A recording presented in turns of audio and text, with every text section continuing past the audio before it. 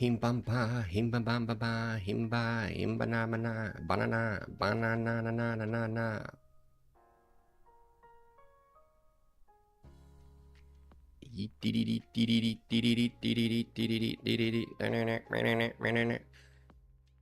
My shit's all. Dude. Jerry, you didn't update the fucking start scene, bro? Why are you like this? It doesn't answer my question. Why are you like this? I did. You said put it in Smartsheet. I put it in Smartsheet. You said, okay, now Zoho. Zoho's easier to use. I put it in Zoho. And this should I get back? Whatever, man. Folks, we're going to get started soon. I figured this might be better instead of just hopping right into it. In case, because I realized that some people are actually following on Twitch. And I know they get alerts when people start or whatever. So I figured I'll wait. It's the nice thing to do. We're just going to wait for 5 minutes. So we'll start in like 2 minutes. I'm going to get my screen arranged too. But I suppose I can do the intro for the uninitiated while we wait. Let people get a snack, brother, get some coffee, get a water. You know what I'm saying? Now, for the uninitiated, this is the Swift and SwiftUI Learn Along. This is episode 50. I am your host, Yo Soy Oat. Yo Soy Oat. And this is the stream where I am not teaching you. You are watching me learn something in real time using literature courses that I found on the internet and I found attractive, got my goose. I purchased them and then I go through them here on stream. Now, fair use and all that, so I don't put the entire thing on screen. You can't do that, but I can read to you. I can narrate to you and show you all the code stuff because that is all publicly available. So that's what we do. And so hopefully that is a benefit to some folks. I think it's catching on. That or people just really are dying for Swift content. And I think that's honestly more of what it is because, to be frank, we've already worked through one big portion of... Jared, can you hide those elements, dude? It looks like shit on the... I can see it. All right, my bad, sorry. Yelling at my... Yeah, okay. Anyway... This is that's why I call it a learn along, right? So I don't know this stuff already and I'm teaching it to you. I'm learning it in real time. And so think of yourself as a fly on the wall. Yeah. I think that's the best analogy, but in effect, we are going through a number of different tomes on the good language of Swift. We've already gone through the Big Nerd Ranch guide on Swift as a programming language, so the general purpose programming language Swift, we've gone through that. So it's what I would call a detailed overview of every forget it, just put it on. Okay, so we've gone through every now I can't even think. We've gone through every feature of the Swift programming language through this book. Let me show you this because I want to give credit where credit is due, and I think irregardless of whether or not you watched every episode or not, which is doubtful, it would still be a benefit to you to go and get the book yourself because it's a great reference. So this book right here, it's called the Swift Programming, or not the Swift Programming, the Big Nerd Ranch Guide 7th edition. So that's what we work through. Now, you might look for a newer version because what I did realize yesterday is this book is from 2021, which is why there were so many discrepancies, I'll say, with my Xcode versus what they had then, which makes sense. So that's no fault to them. But just be aware of that. So if there is a newer version, I look for an 8th edition or something like that, something higher than the 7th, because what we used was the 7th. But great book nonetheless. I learned a ton. And it thoroughly convinced me that I made a good choice with Swift. And so I'm excited to learn more about it. Now, so that being said, the next thing that we're going to work through, I did find a better course that I think is going to be a better fit for my learning style and more closely to what Big Nerd was doing. So we're gonna start that today. My apologies for yesterday. The past 2 days, it's pretty much anything you see referring to the SwiftUI compendium, you can just throw out because it just didn't hit. I'm not gonna bash the course necessarily, or at all. I'm not bashing it at all. It just didn't really click with me. So we're gonna start over with the SwiftUI apprentice guide here. But aside from that, yeah, so you're watching me learn. All of the streams are saved on the YouTube channel. Eventually, we'll get around to chopping them all up to try to cut out all the bullshit from the live stream. So we'll just have YouTube playlists for each of the, SwiftUI, and subsequent streams that come after that. But yeah, aside from that, the general goal of this stream is, there's layers to it. It's like an ogre, okay? It has layers. But essentially, I wanted to start a company, and I did that, and now I wanted to learn Swift in order to write the company's first product, which is going to be an app called MRP Panda, Material Resource Planning. So it's going to effectively apply my 10 years of experience in the ERP space to solve a bunch of the problems that I saw that our customers had that our software, the company I used to work for, software could not solve at the time, and it didn't really seem like there was any particular software that was solving the issues. And so I just see it as an opportunity. So that's really the goal here. But we won't dig too far into what the app is going to do, because eventually we're going to build it on stream anyway. So you'll understand plenty if you want to understand more about the business problems that I'm trying to solve with the Swift programming language and with SwiftUI. So what we've already done so far, this is 100%, went through the Swift deep dive, Big Nerd Ranch guide. Now we're on the Swift, this is now wrong, this is incorrect. Let's just call this SwiftUI, how about that? So we are not anywhere currently at 0% completion, but we're starting that today.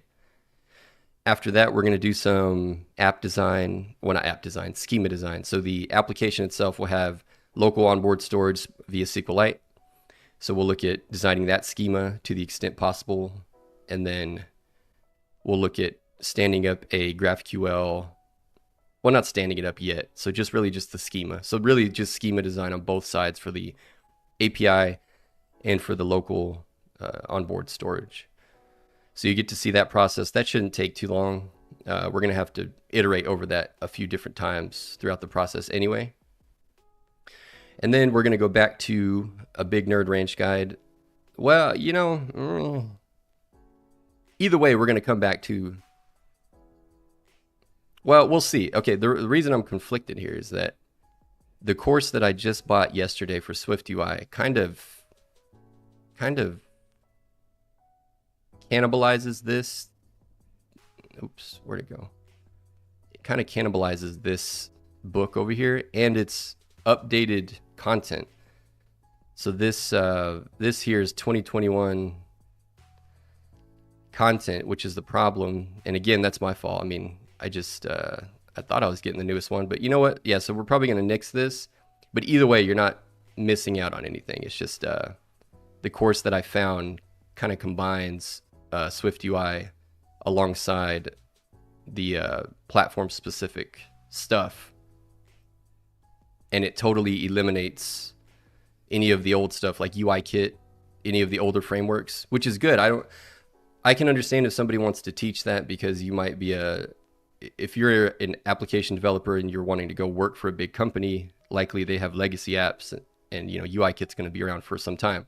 And I'm sure there's people that still prefer it, maybe, I don't know.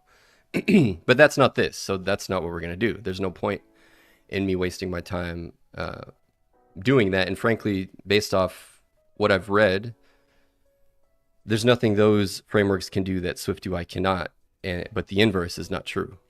And so again, I don't see any point to learn the old shit, Pardon my French. But then after that, yeah, we're just going to get into building. And then eventually we'll probably do a C, or not probably, we will do either a C or an Odin Learnalong as well, just to kind of break up the monotony, because I won't be able to just straight build. Well, I say that, who knows? But at some point we will do a C or Odin learn along. So you can expect that too, because I want to have something um, lower level in my bag, so to speak. And since Swift is a C-based language, it would make sense. And the fact that uh, Xcode supports C as well. It's it's built to write C projects, which I did not know, but that's really cool.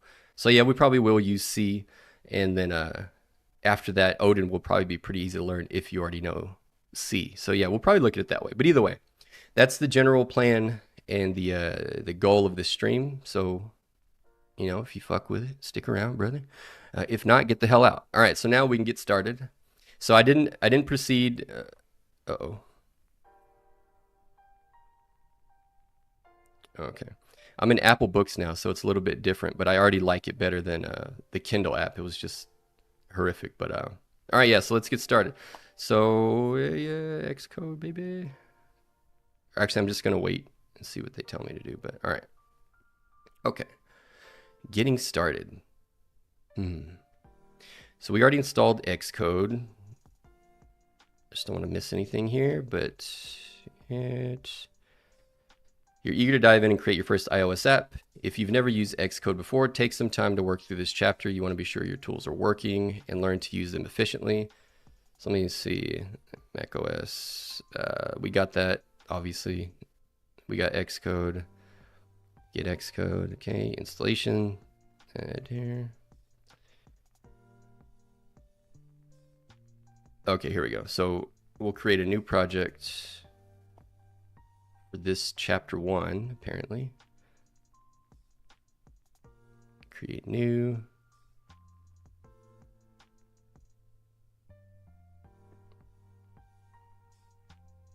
Shift Command in menu.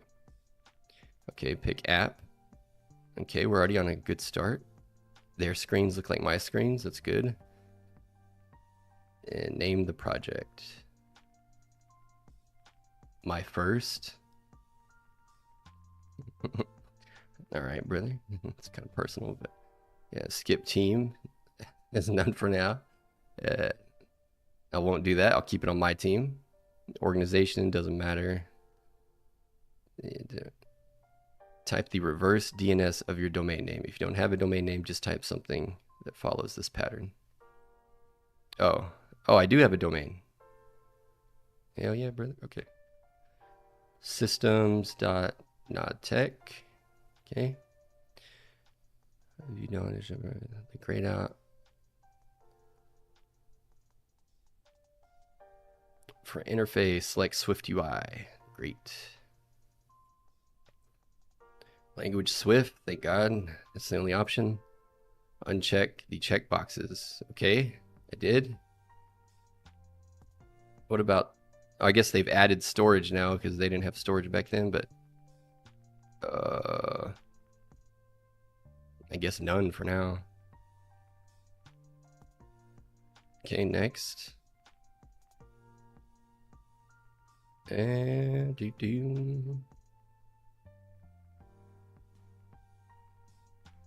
oh, this doesn't really matter. Let's see.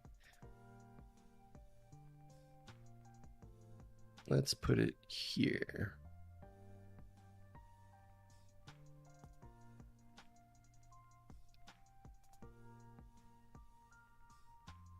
And let me get these resettled.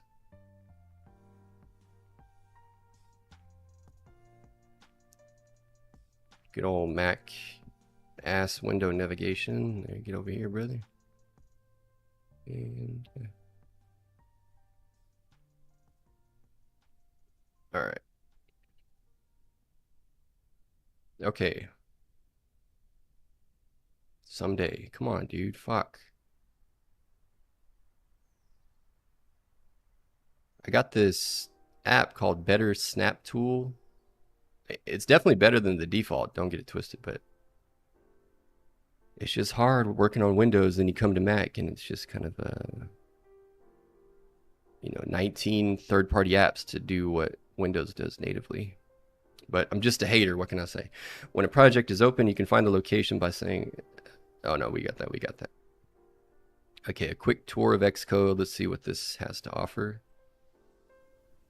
Oh, this might be good. Yeah, okay. So let me actually look at this. And if you could give me a single column, I'd appreciate that. Thank you. All right, quick tour. You'll spend most of your time working in a .swift file. All right, what are we looking at? So toolbar. Where's my pen? There it is. Okay, so let's see. Toolbar editor, preview canvas, inspectors. Okay, we did see most of this. Debug area. Okay, yeah, never mind. All right, so we can continue past this. We've covered that already. Done. And the Xcode window has 3 main panes. Okay, now we're in settings. So this I haven't. I want to know about this, so we're definitely reading this. The Xcode window has 3 main panes: navigator, editor, and inspectors. When the app is running, the debug area opens below the editor.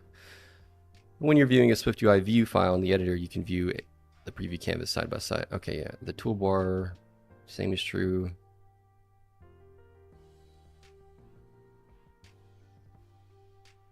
Oh, that's good to know. I wonder if, does this support highlighting too? Sweet. Yeah. So command 0 I knew. I didn't know about option command 0, so that's good. So for inspectors, I need to put this on a sticky. Hide, show, debug. Okay. There's a handy cheat sheet of Xcode keyboard shortcuts in the assets folder for this chapter. It's not a complete list, but it covers the ones people use most. In the assets folder for what?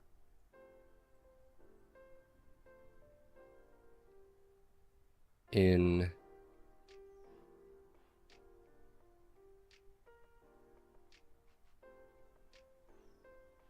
okay, what assets folder? Oh, did I miss something? Were we supposed to download something?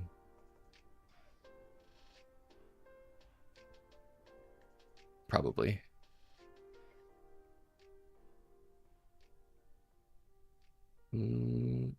Book source code. Okay.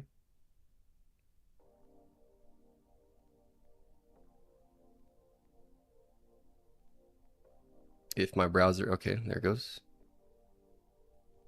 Just to wake up today. Let's go download that.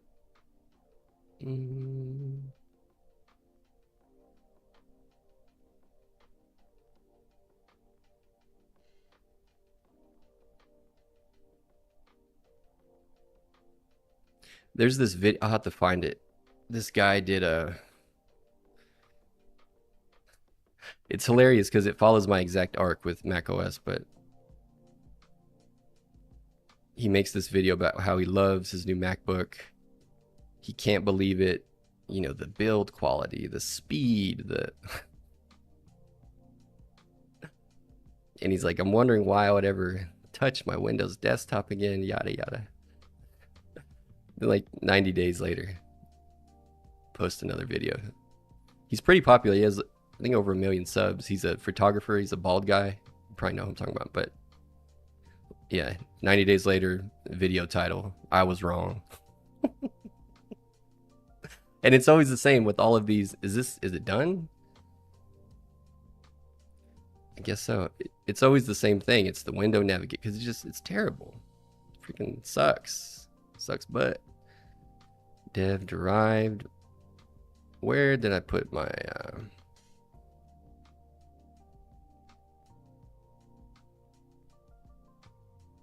yeah, but it's always the same thing. Yeah, okay, here we go. This is it.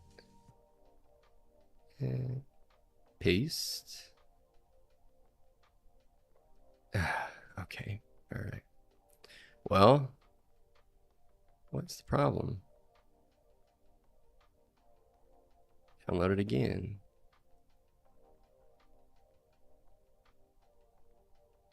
Or maybe it hadn't. Oh, okay, I grabbed the wrong one. I don't know what that temporary file is doing there, but All right, now paste it.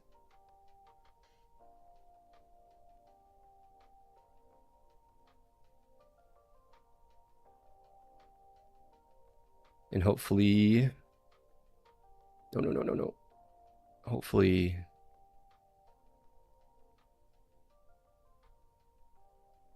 assets.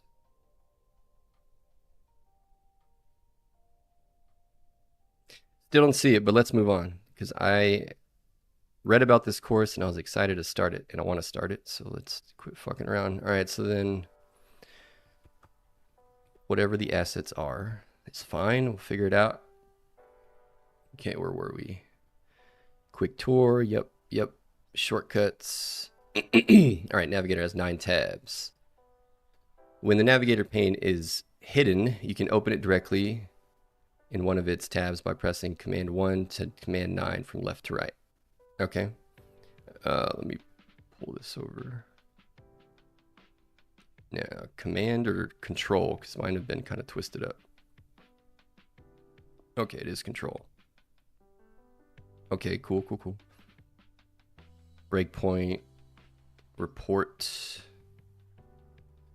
The filter at the bottom is different for each tab. For example, the project filter lets you show only the files you recently worked on. Okay, yeah. In the editor, when you're working in a code file, the editor shows the code and a mini map. I gotta get this back to single page. Okay, there we go.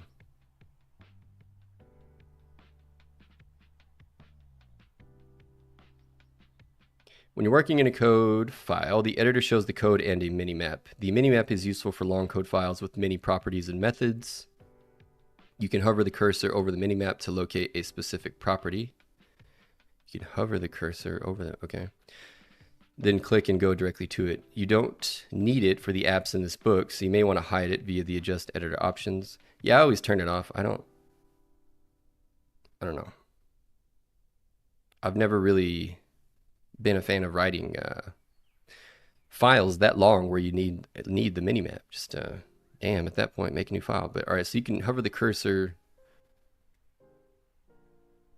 for the minimap. Yeah, okay. When you're working in a SwiftUI file, Option Command Return shows or hides the preview canvas. Okay, I'm gonna hold on to that one too. I didn't know that one. The editor has browser features like tab and go back forward. Keyboard shortcut tabs are the same as for web browsers. Command T to open a new tab. Shift Command brackets to move to the previous or next tab. Oh, that's how you do that? Let me see if that's true. Let me see if I was trying to figure that out.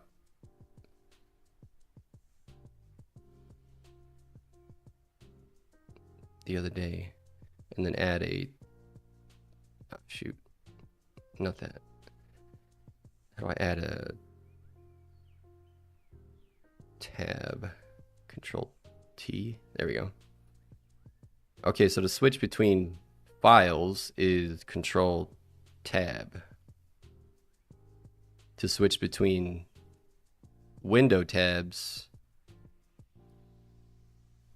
is Shift Command or Command Shift and then yeah. Finally, okay. Okay, hey. Maybe I won't miss Sublime so much. No, that's heresy. I love Sublime. It's never going away. But all right, so when you're working in a code file, the editor, okay.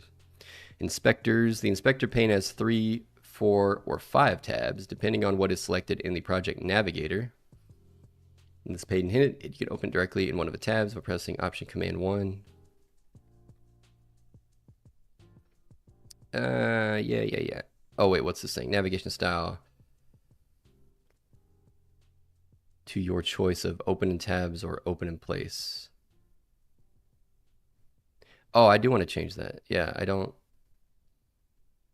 It seems like it flipped on me at some point, but yeah, I would like that to not. Oh, it is open in tabs. It was just now opening in place, but sorry, I'm trying not to sneeze. All right. Double click. Oh, I see. That's why. Okay. Well, that's all right. I don't want to jack with that too much. Content view.swift. The heart of your new project is content view, which is the file we have open. Okay. Let me shrink that a little bit. Okay, so that's the entirety of the file.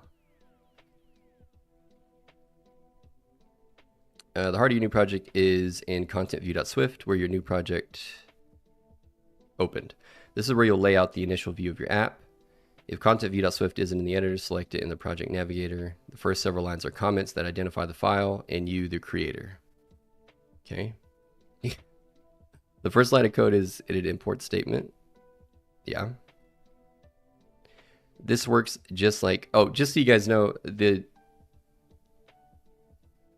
pitch, or rather the description of this course is, if you are, you know a little bit about Swift, which we do now, but you've never, because they had two paths basically. Either you're coming from a state where you already know how to write apps, but maybe you're unfamiliar with Swift and SwiftUI, so meaning you can write apps, but you've been using UIKit, Objective-C kind of thing, the OGs, you know, not as Johnny-come-lately motherfuckers. But this course is for the inverse, where you know a little bit about Swift, you want to learn how to write apps, but you've never actually written a legitimate application, you know, end to end. So this approach is showing the entirety of how to write apps in general. So it's covering the full gambit, not just how to port the knowledge from the old way to the new way. So it's the whole kit and caboodle, and this entire course will have us creating 3 different fully featured apps. So that's the assertion. Sounded good to me, and yeah, so that's what it is. This works just like most programming languages. It allows your code to access everything in the built-in SwiftUI module. See what happens if it's missing. Okay, so you want me to comment out? Okay, I'll do it. And an error. All right. All code on our site uses 2-space indentation to save space. Xcode defaults to 4-space indentation. You can change this in Xcode settings, text editing, indentation. Okay. I suppose I will change it then, just to be like everybody else. That is always the best thing to do, just to be like everybody else. And and there we go. So 2. All right. You commented out the import statement, so compiler error appears, complaining about view and preview provider. Press Command Z. Okay, so they're really giving us the beginner treatment. Struct content view. So we'll zoom through some of this. The name of the first structure matches the name of the file. Content view, structure, and content view.swift. Okay, that checks out. Nothing bad happens if they are different, but most developers follow and expect this convention. Ah, okay, that's good to know. So if you don't want to be an asshole, you can follow this or buck the system. Looking at content view. What? Oh, I think I need to change the backdrop because I can't see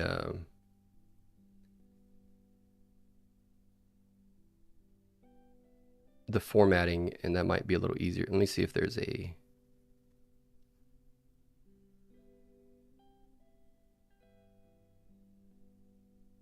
nice and brown. How about that? All right, or beige, vanilla. I don't know. Command Z, content view. Okay, looking at, okay, at least I can tell. You can see it's like formatted a little bit differently. Looking at content view, so this chunk of code there, you might think content view inherits from view. No, it conforms to the view protocol. But Swift structures don't have inheritance. View is a protocol, and content view conforms to this protocol. The required component of view is the computed property body. Yep, which returns a view. In this case, it returns a VStack, a vertical stack. Yep, that displays a globe image and the usual hello world text, which is what we see in our teeny tiny preview down below in the editor. How do I, there we go, hello world. Okay. Swift tip. A computed property returns the computed value. If there's only a single code statement, you don't need to explicitly use the return keyword. Yep. Yep. We learned this through a number of examples, so that's well received. Thanks. This also shows the accessibility inspector for the image and text subviews in the VStack. Label, value, identifier, and traits. Okay, let's check that out.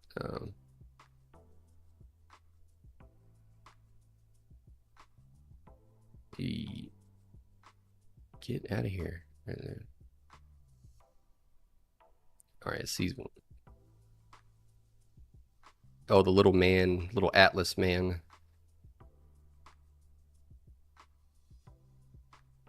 Why don't I see it though? What's the problem? Oh, I gotta select the VStack.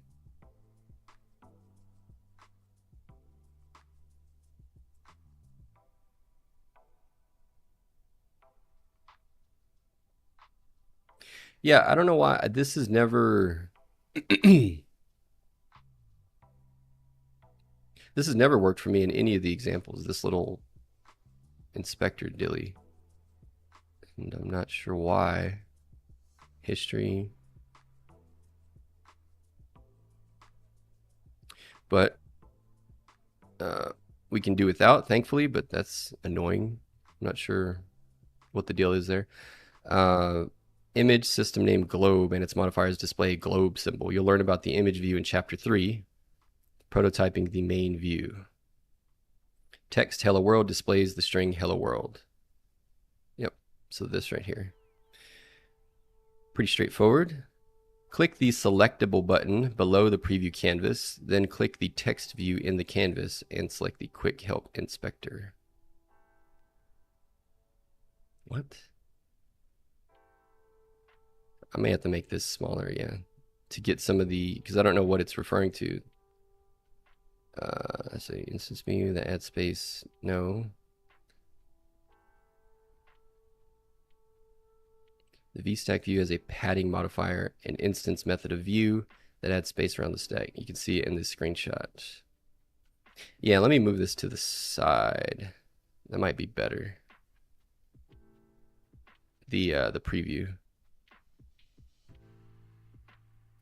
I was trying to fit it in for the grammars, but unfortunately, or maybe I can just pull it over. That might be all right.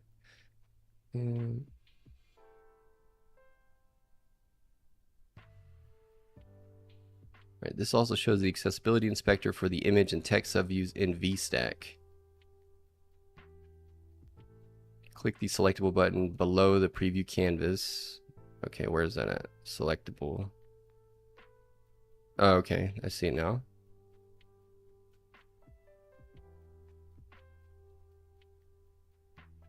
Click the text view in the canvas and then select the quick help inspector. Okay. Ah, there we go. Oh wait, not that one. Oh, that's what I was doing wrong. Okay, my bad. I didn't have it on what do they call it? The selectable button. Okay, so now let me see what this. Ah, there we go. Much better. Okay. All right. Well, you're already showing your worth there, book. Okay, so selectable. What do you want me to do? Quick help inspector. We did. If you don't want to use screen real estate for this inspector, option click text in the code editor and see the same information in a pop-up window. Ah, you should have started there, brother. Yeah, that's what we were doing. Okay. I didn't realize that was the same info. So option click.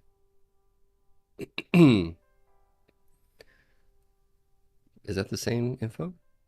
I guess so. Looks like a lot more info. Wow. Oh, okay. That's just all about the text view. And this is.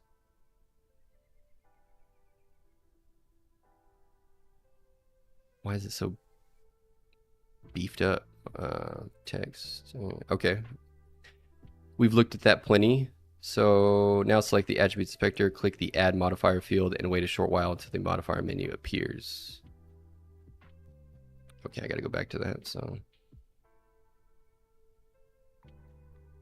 same window. Scroll down in either window to see open in developer docs button, which opens a window with more info. Now select the attributes inspector, which is where? Attributes inspector. Okay, here. Add modifier. Okay. Scrolling through, this list goes on and on and on. This inspector is useful when you want to add several modifiers to a view. If you just need to add one modifier, Control Option click the view in the code editor to open the attributes inspector pop-up window. Control Option click. What's with these fucked up keyboard shortcuts? They're horrific. Even worse on a, man, let me not complain, but shit, man. Yeah, several on what? Clicking on what text? Control Option click.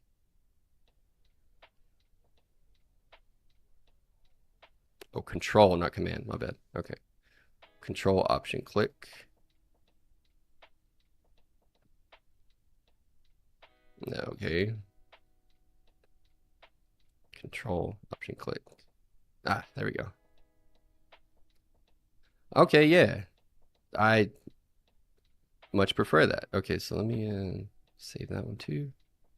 Control Option click. Control Option click. Cool. Then I can get there from here.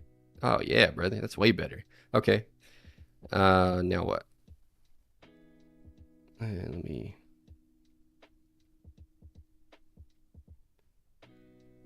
My OCD is going crazy. I can't stand the overlap. This is it's not good. All right, struct content view underbar previews. Below content view is a content view underbar previews structure.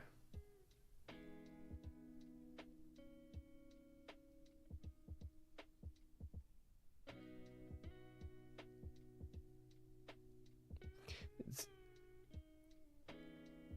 kind of annoying that they don't tell you, like, what, that's not, we started a new project for this chapter, which they said to do. And that is nowhere to be found. Maybe that's in the downloadable project. I don't fucking know, but we're just gonna keep going. Because this stuff we've already covered anyway, so I mean, I know what we're looking at. Hopefully you guys do too, but I don't know. Below content view is a content view underbar previews structure. We just don't fucking see it. I don't know. It's not fucking there. It's just this. Maybe the default has changed as far as like what Xcode. That's probably what it is. So that used to be the default code that was generated. Now it's simplified into this, is my assumption. The content view preview structure is what appears in the canvas on the right of the code editor. See what happens if it's missing. Preview goes away. Yeah, we've covered this, creating a new SwiftUI file. If you're curious, you can watch the last, I believe, episode 45 of the Big Nerd Ranch Guide. We actually did all of this stuff, so I'm not eager to redo this, or rather, spend time reading through this stuff. We've already covered it, but the template code, yeah. What else is in your project? The project navigator lists several files and folders. My first app.swift. The file contains the code for your app's entry point. This is what actually launches your app.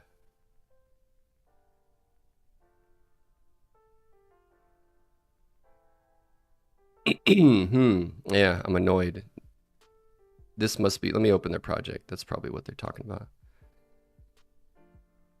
It's annoying. Open.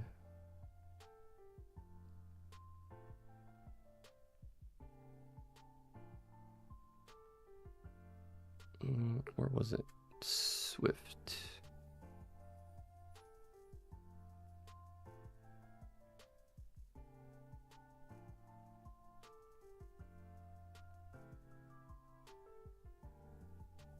Where the hell did I downloads? It was this one.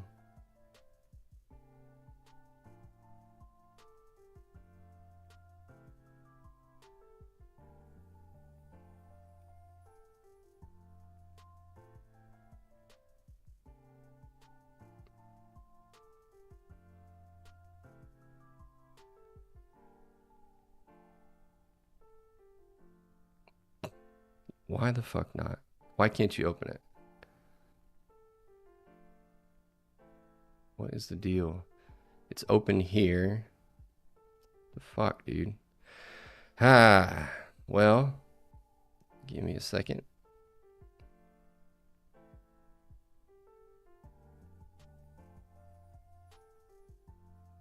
These fucking windows are gonna piss me off. Oh my god. Ah, okay, open. Gray dog. Dev. And oh, these are all individual, that's why. Okay, checking your tools.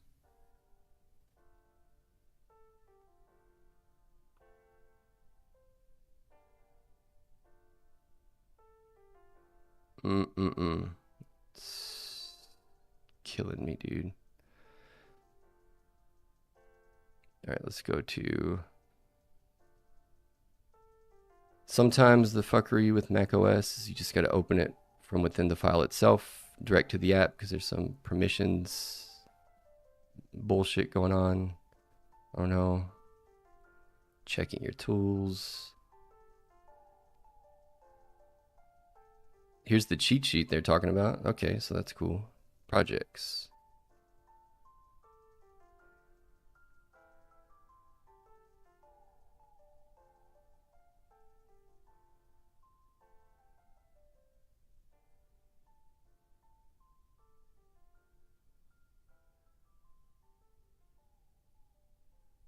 God damn.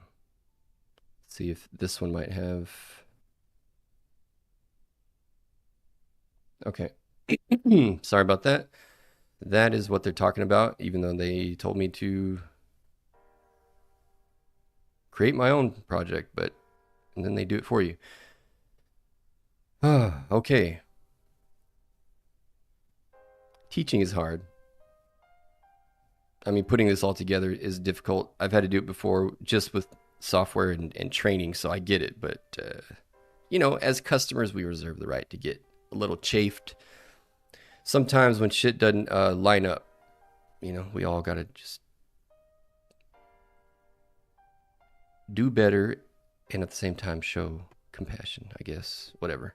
All right, so select by view. No, wait, let me go back now that this is actually making sense. Name a new SwiftUI view. Yeah, so now I got to go back and see what they wanted me to do. Creating a new SwiftUI view file. Okay, so we can start here since we can actually see this. All right, below content view is a content view structure, which we have now. The content view preview structure is what appears in the canvas on the right of the code. Oh, right, yeah. Active scheme does not build this file.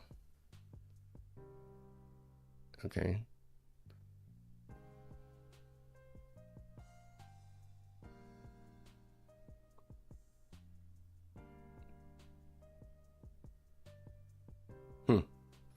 Well, let's go back to iPhone. All right. Select the 5 lines of content view, previews, and press Command. Oh, it just wants me to comment that out, and that goes away, so we know what that does. Press Command Z, undo, option return, just a starting point.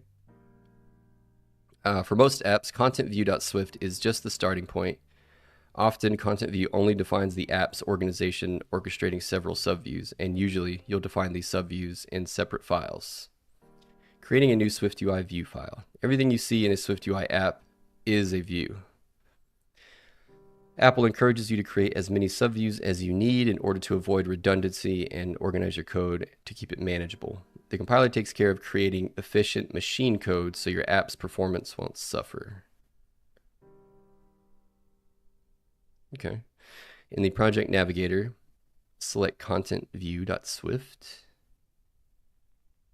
Okay. Press Command N. Okay, new file.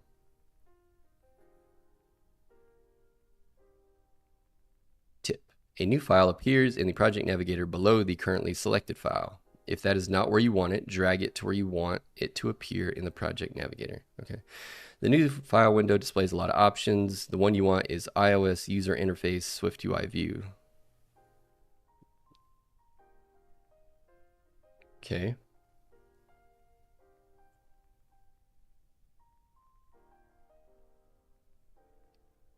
The next window lets you specify a file name. By default, the name of the new view will be the same as the file name. You'll define the by view in this file. So replace SwiftUI view with by view.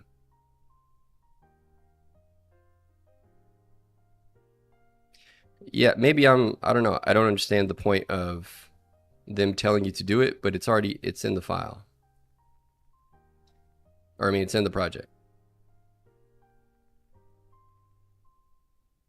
Is this just this is the complete thing to check your work maybe? But that can't be true because we didn't have, I don't fucking know. I don't fucking know. But we'll see.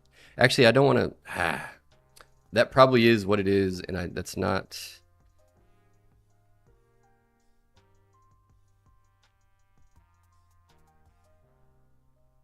that's not how I want to do it, because,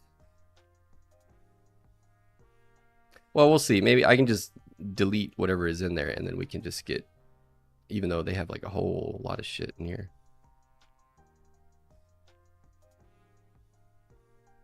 By view. Okay, let's just see what they're going to do. Okay, so by view, let's pretend we created this file ourselves. By view.swift, SwiftUI view, click next, by view. Swift convention is to name types like struct with upper camel case and properties and methods with lower camel case. Yeah, referring to, this would be the upper camel case. So for your types, structs, enums, classes. So every individual word in your structure's name in this case is capitalized. Whereas for variables like so, let me make it a little bigger. I mean, that's a single word, so it's just lowercase, but if this was body, head, I don't know, the next word would have a capital, and that's camel case, whereas this by view is referred to as Pascal case.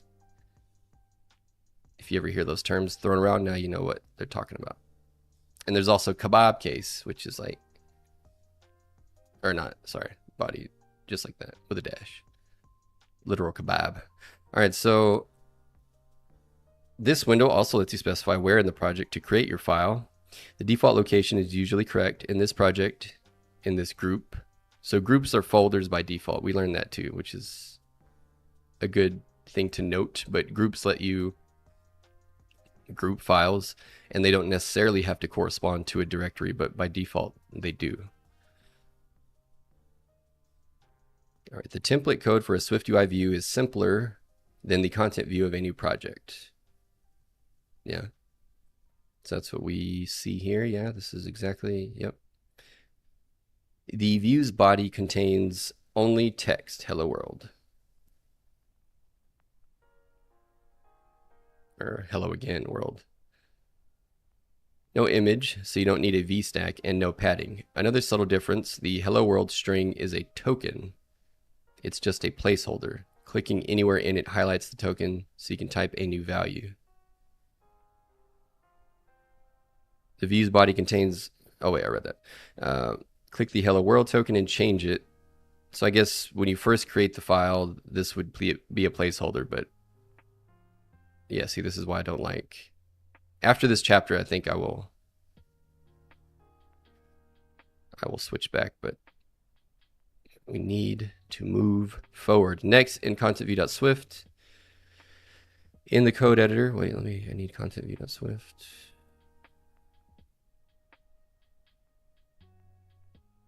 In the code editor, delete the text view, then type by. Delete the text view.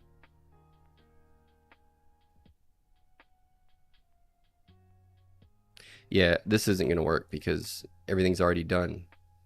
Everything's already done. Let me just close this out, open the other one. We'll figure out the differences, but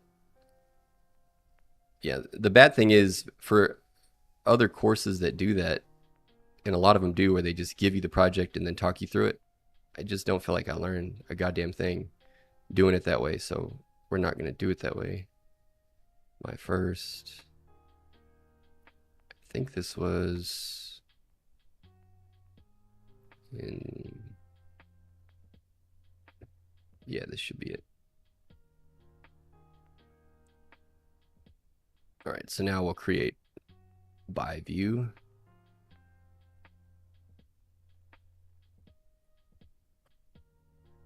SwiftUI view, next, by view, create.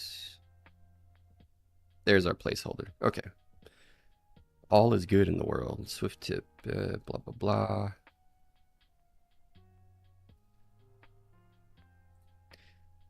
The view's body contains only text hello world, no image. It's a token. Change it so it looks like this. Okay, so now you want me to type. Oh, I forgot I'm using Vim shortcuts. Damn it. Son of a bitch. There we go. By world. It's a little dark, isn't it? All right, so next in content view in the code editor, delete the text view, then type by.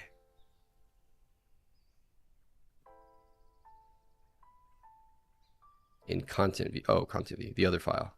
Now we can get rid of this text view and type by after I go into insert mode. Okay. By.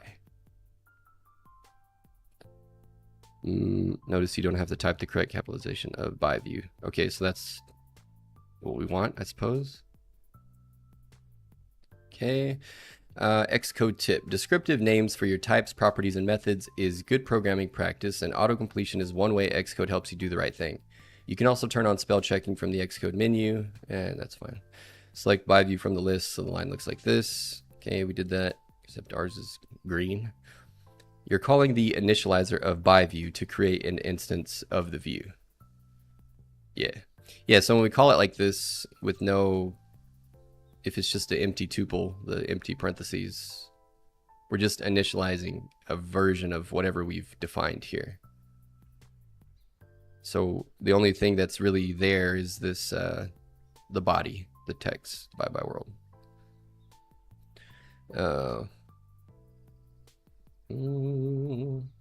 So it looks like this in the canvas. Preview, pause, click the refresh. Okay, refresh.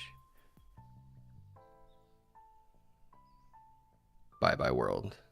There it is. All right, cool. Your new by view has replaced the original text view. You'll create many new SwiftUI view files and Swift files to develop the apps in this book. What else is in your project? The project navigator lists several files and folders. My first app.swift. This file contains the code for your app's entry point. This is what actually launches your app.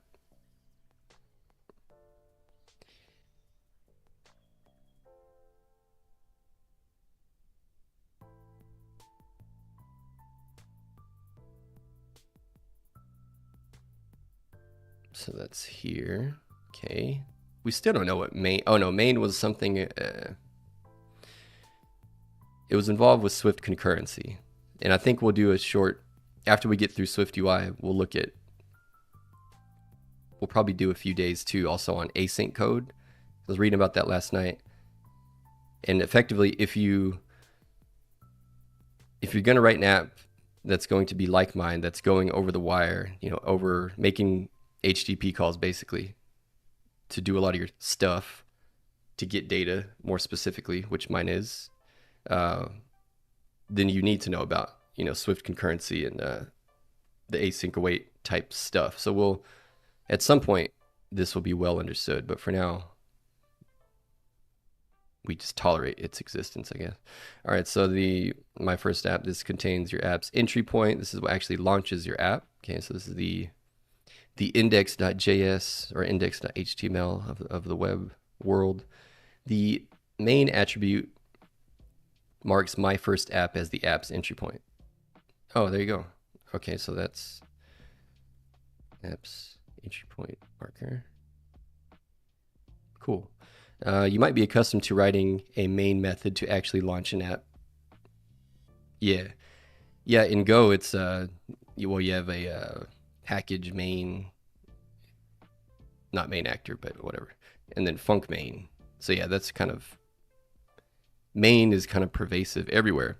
Even in the ERP space, by default, we had a warehouse main. I know, it's everywhere. The app protocol takes care of this. The app protocol requires only a computed property named body that returns a scene. It's kind of funny how a lot of this sounds a lot like what, I'm not saying React was like a pioneer. Well, I mean, it really was, to be honest. It really was. But I mean, that's how React treats that same paradigm the same way. It computes the body for you and it returns it back for you. Kind of funny how that works out. For an iOS app, the default setup is a window group scene containing content view. For an iOS app, the default setup is a window group scene containing content view.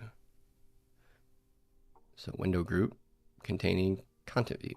Okay. We don't really know what that is necessarily, but actually I do want to know what's the definition here. Window group, a scene that presents a group of identically structured windows. Okay. Use window group as a container for a view hierarchy that your app presents. The hierarchy that you declare as the group's content serves as a template for each window that the app creates from that group. That's a good explanation. Okay. SwiftUI takes care of certain platform-specific behaviors. For example, on platforms that support it like macOS and iPadOS, people can open more than one window from the group simultaneously. Oh, right. Yeah. You can do that. Do it all the time. I like that. In macOS, people can gather open windows together in a tabbed interface. Also in macOS, window groups automatically provide commands for standard window management. Yeah, allegedly. To enable an iPadOS app to simultaneously display multiple windows, be sure to include the UI application support multiple scenes key. Well, I mean, you don't have to risk not knowing what a method does. That's very specific. Every window in the group maintains independent state. Nice. For example, the system allocates new storage for any state or state object variables instantiated by the scene's view hierarchy for each window that it creates. Yeah, that's awesome. That's a lot of work, complicated work being done for us, so that's cool. For document-based apps, use document group to define windows instead. Open windows programmatically. Okay, I'm probably getting ahead of myself, but I just wanted to see what the general definition was. So, okay. For an iOS app, I read that. In an iOS app, the view hierarchy fills the entire display. The view hierarchy. Oh, okay. In a macOS or iPadOS app, window group can manage multiple windows. Assets, what is that? XC assets, X cassettes. Talking about cassettes, 2024. Store your app's images and colors here.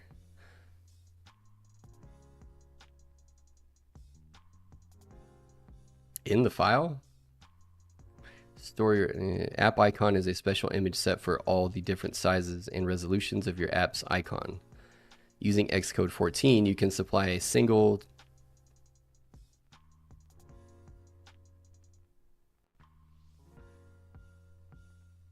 what does that say?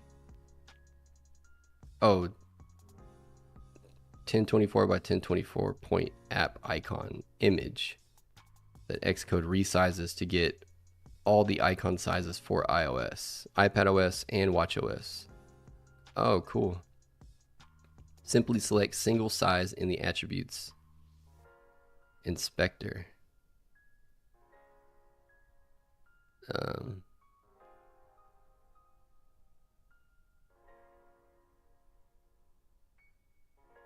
Wait, what is this back here? What is this? I guess I didn't close that from earlier. Okay, so click on app icon, then what? Oh, the inspector, right? Okay, sidebar.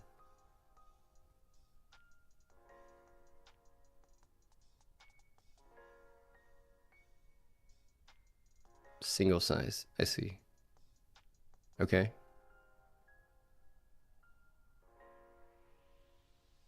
Single size. Preview content. If your views need additional code and sample data or assets while you're developing your app, store them here. They won't be included in the final distribution build of your app. In preview content.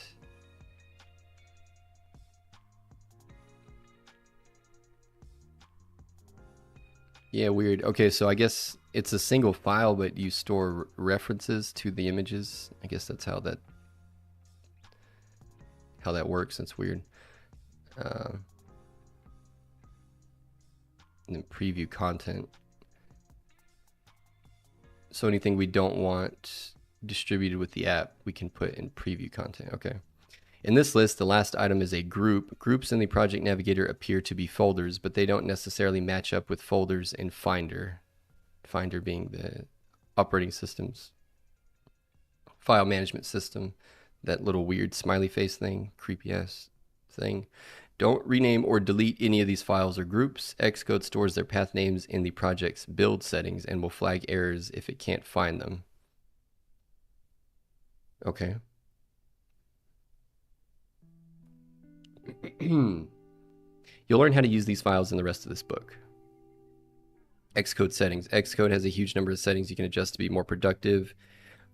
Themes, you'll be spending a lot of time working in the code editor, so you want it to look good and also help you distinguish the different components of your code. Xcode provides several pre-configured font and color themes for you to choose from or modify. Guys, it's not even a question. It's Monokai. Just choose it and be happy and move on. You don't have to fuck around. Just go pick Monokai and be done with it. It's all good. All right, so go ahead and explore these. All right, matching delimiters. Yeah. I'll let you guys fuck around with. I mean, these are pretty straightforward, so I'm not gonna harp on these. I really would like for them to get to, or for us to get past the basics here. Let me see if adding accounts. I already did that. This won't really matter until you're. Ooh, did I do this though? I think I did. Let's see if I did the GitHub thing. To add capabilities like push, Apple Pay. If you have an account at Bitbucket, GitHub, or GitLab, add it here. If you want to push your project's local Git to a remote repository inside of settings accounts. Okay, I think I did, but let's see. Xcode.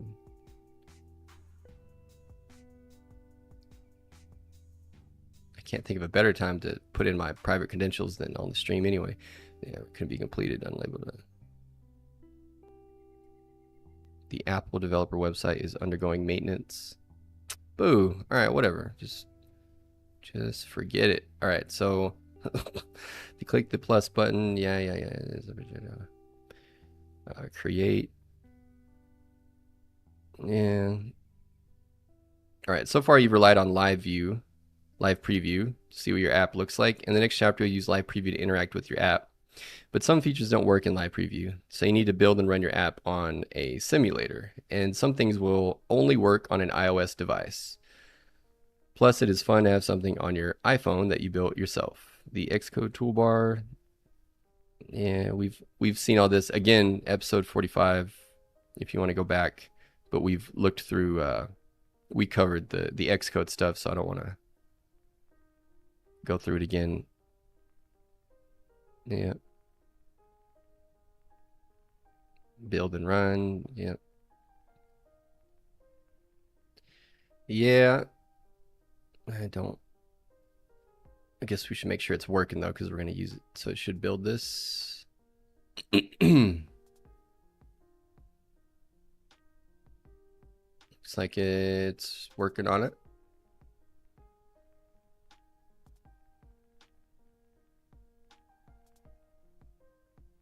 Attaching.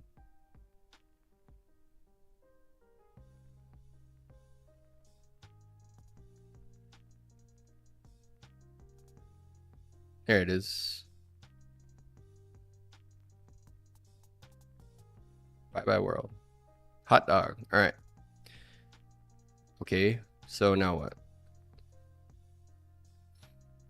There's not much happening in this app, but the debug toolbar appears below the editor window. Which one is that? Debug. Oh, down here. Okay. Appears below the editor window. Actually, yeah, let me move this to the side now, because now it's...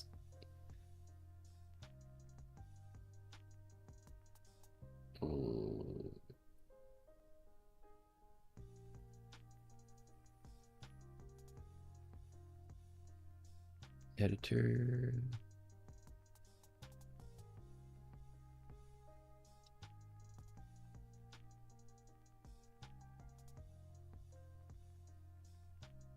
Ah, there we go. Much better. Okay. Then we'll just close that. Yeah, okay, I like that better. All right, where is the debug thing? Debug.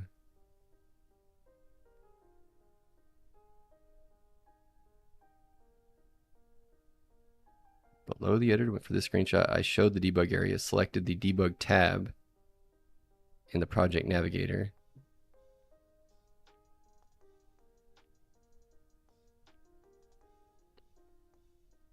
Show the debug navigator. Okay, so that's what that is. 29 meg of memory. That's pretty neat. We did see a pretty cool little debug tree that we should get back into here, but I don't know, how did it get this? Oh, I got to click on CPU. That is cool. You get usage, how much is free, other processes, how much your specific process is using, overall percentage used, usage over time, with duration, with a peak and a low setting, threads. Damn. That is awesome. No, it's really cool. Okay, so now what? In the following chapters, you'll create a much more interesting app. Okay, not stopping. Here's a trick that will make your Xcode life a little easier. Don't click the stop button. Yes, it is enabled, but trust me, you'll like this.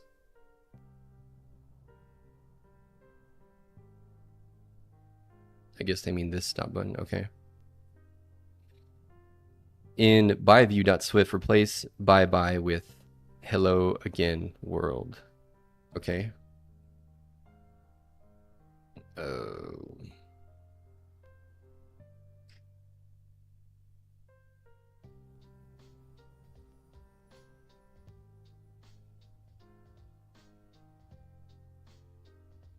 I already forgot that short. Hold on. I need to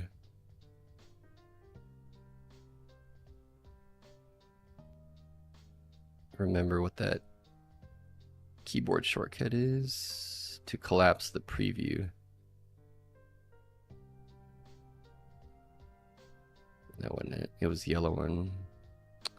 Nope.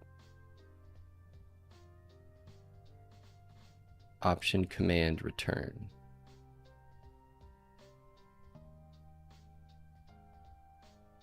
Option command return. Oh, that's a weird one. My thumbs be all contorted. Oh well.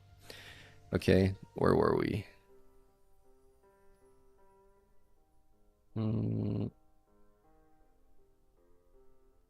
Past that.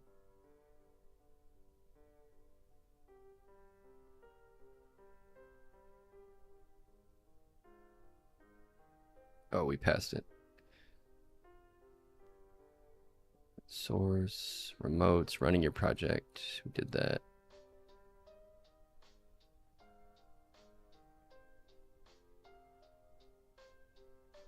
Then replace content view. No, that's not where we were. Build and run. No, that's where we were. Okay, so you wanted me to change this here. Text.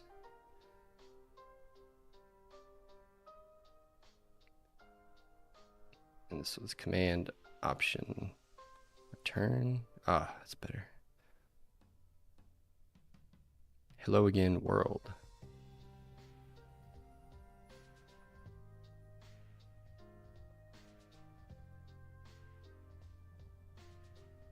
Hello again, world. Click the run button, Command R.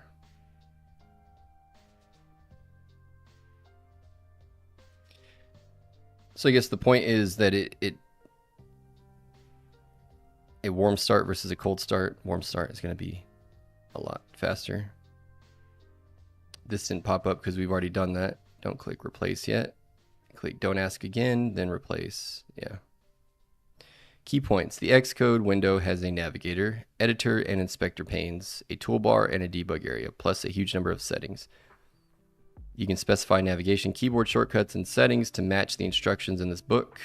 The template project defines an app that launches with content view, displaying a globe symbol and hello world.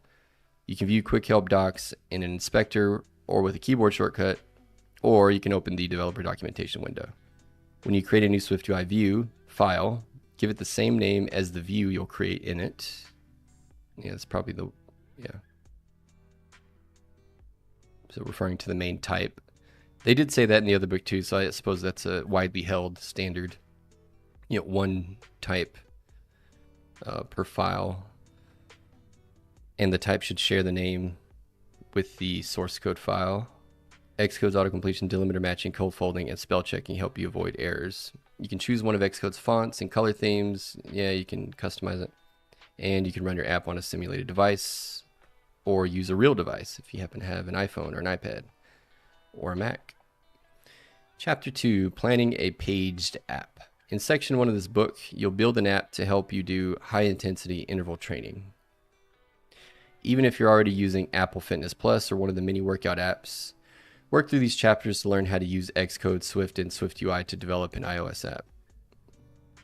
Well, yeah.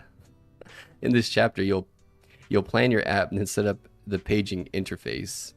You'll start using the SwiftUI attributes inspector to add modifiers. In the next 2 chapters, you'll learn more Swift and SwiftUI to lay out your app's views, creating a prototype of your app.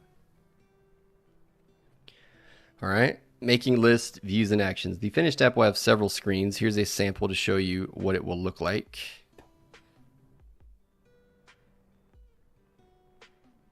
Okay. There's a lot going on in these screens, especially the one with the exercise video. You might feel overwhelmed, wondering where to start. Okay, yeah. Listing what your user sees. To start, list the screens you need to create and describe their contents. A welcome screen with text, images, and a button. A title and page numbers are at the top of the welcome screen, and a history button is at the bottom. We can't really... Yeah, I can't really zoom into the image, but the page numbers indicate that there are 4 numbered pages after this page. The waving hand symbol is highlighted. The screen with the exercise video also has a timer, a start done button, and a rating symbol. One of the page numbers is highlighted. The history screen shows the user's exercise history as a bar chart, and the high five screen has an image, larger text. Okay. In this chapter and the next, you'll lay out the basic elements of these screens. In Chapter 9, Refining Your App, you'll fine-tune the appearance to look like the screenshots above. Listing what your app does. Next, list the functionality of each screen, starting with the last 2.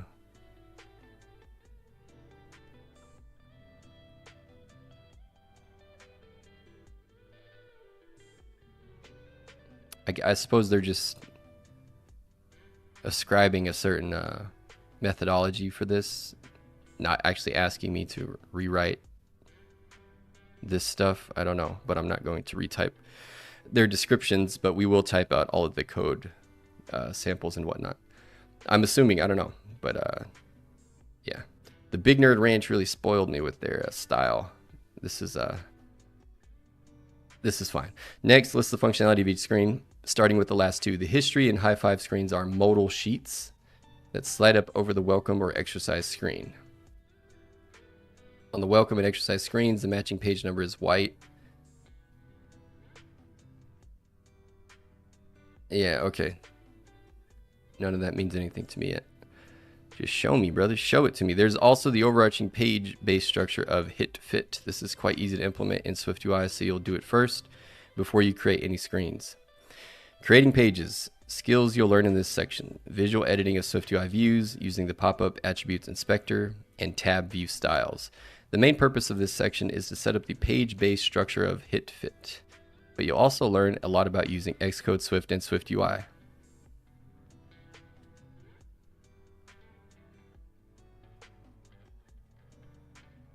I should work on my anger issues.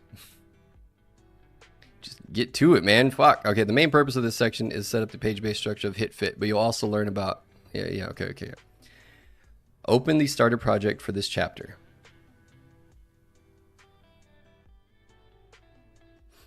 Use the Xcode menu, source control, new, git repositories to add a repository.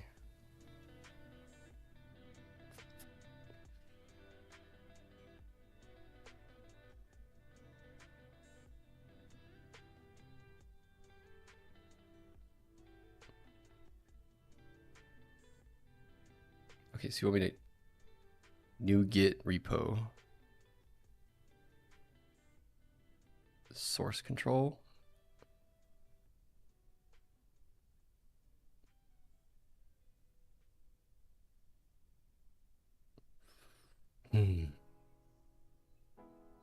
Okay, I will sift through to find source control. Okay, is this it? New git repo. There we go. Thanks for giving me the menu tree to get there. Add a new repo. Okay, projects are all already under source control. Okay. All right. This seems so disjointed. I create the repo and then what? Now we're talking about the editor being in sync. Fucking name it what or what? Like, you know.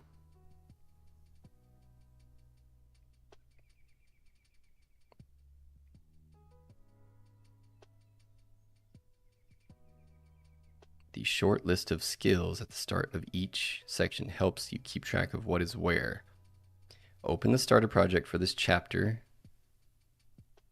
Right, so let's just close this for now. Just close. Yeah, stop. And we're going to close that too.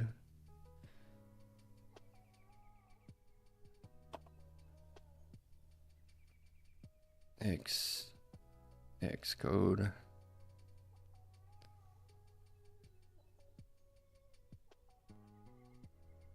Open existing.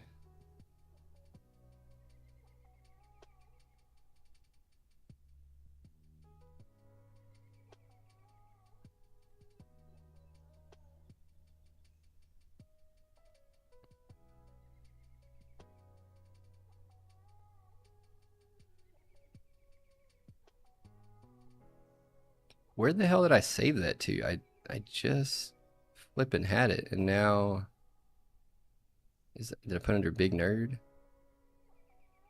No. What the hell, man?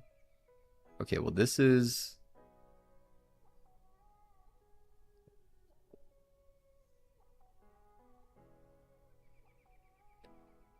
just want to disappear on me. Okay, go to the drive. Oh, it was at the top level. Okay, my bad. So this is directly under dev derived. Okay. And you want me to open chapter 2. All right, all right. It was there. Didn't look in the right spot. Open existing all the way up. Planning a paged app. This shit better open.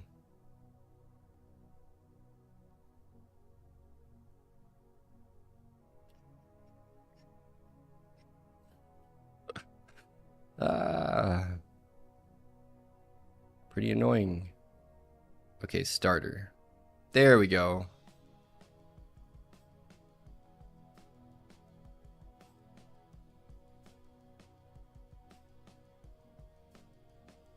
Oh.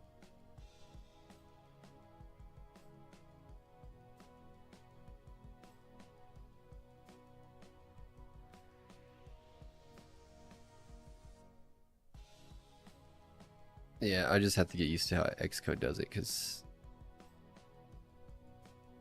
I guess you open the project file, not the directory, which is what I'm used to doing. Hopefully that's correct.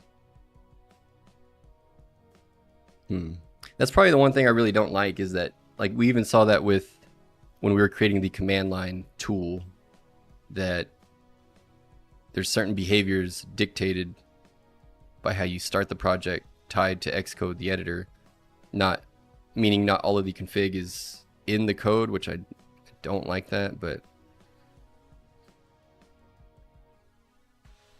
a small price to pay. Preparing editor functionality. Okay, waiting on you, brother. All right, but it wanted me to open the starting deal. Where'd my other, oh, there we go.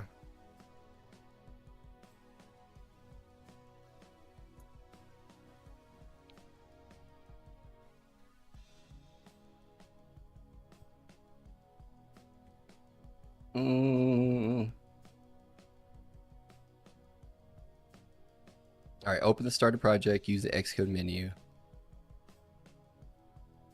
Oh, that's why. Okay, so this doesn't have a Git repo yet, I guess, even though I downloaded it from Git, but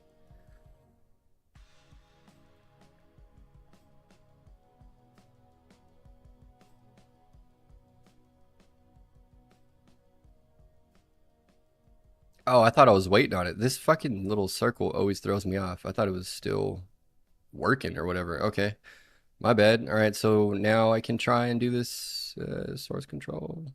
Use the Xcode menu, source control, which was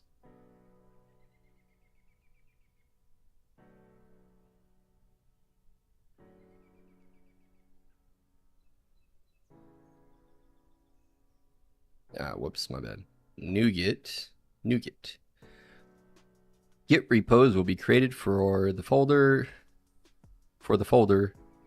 Each, Git repositories will be created for the folder each of the selected projects are in. Okay. Hot dog.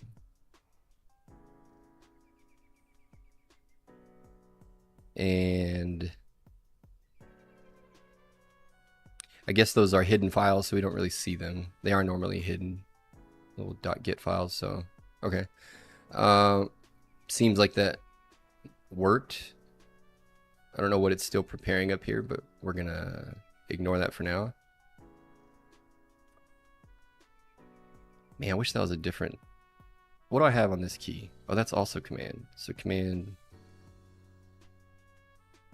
How do I get to command J? Command J. To the editor, command shift, return.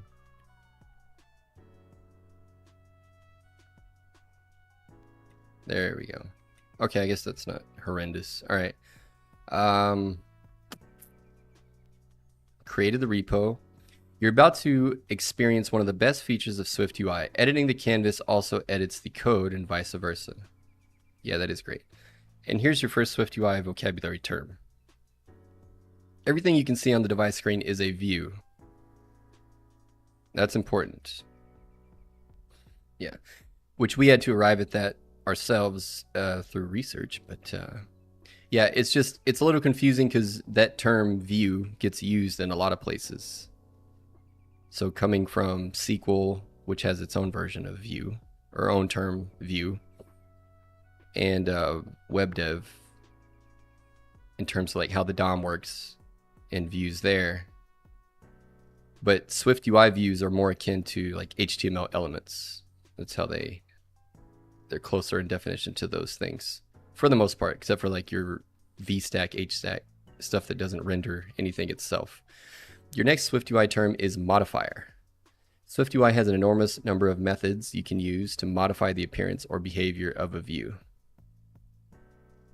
Yeah. Yeah, this might be helpful for the uninitiated because it was something that I was confused about a bit at first. So there's a few levels to it. So there's, oh God, that's humongous. There we go. So there's functions, or wait, let's do it like this. Okay. With some simple statements. All methods and modifiers are functions. So that's the first truth. And all modifiers are methods. Second truth. And then not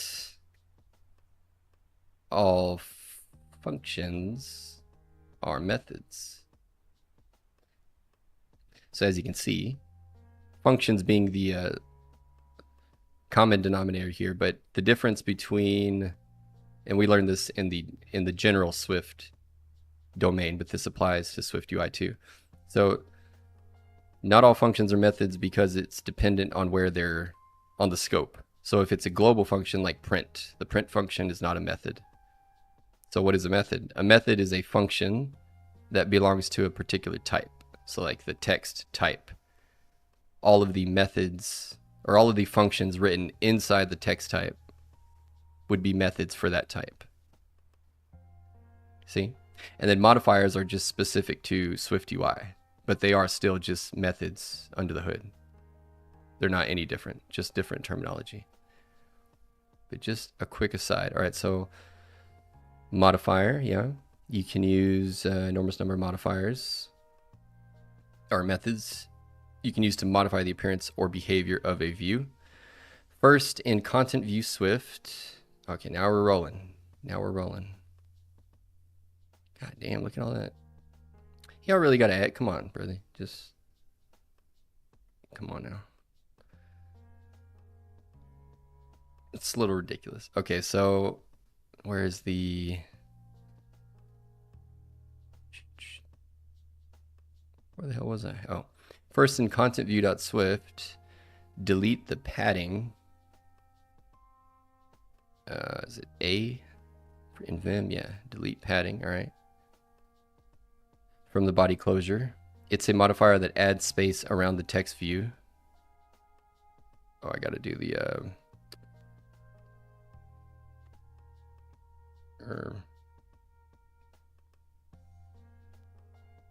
Okay, adds padding around the view. And you don't need it for now. Okay. Cannot preview this file. Active scheme does not build this file. What the fuck is that about? Maybe they'll fix it for us. In the canvas, refresh the preview if necessary. Click the selectable button, then double click the text view. This also selects Hello World in the code. So what scheme are y'all using then? Because somehow... Let me see what scheme they're using. iPhone 4. It's for an iPhone. You wouldn't think it would matter, but maybe it does. I don't know. It's saying it can't build it for this scheme. Why the fuck not? Any iOS device.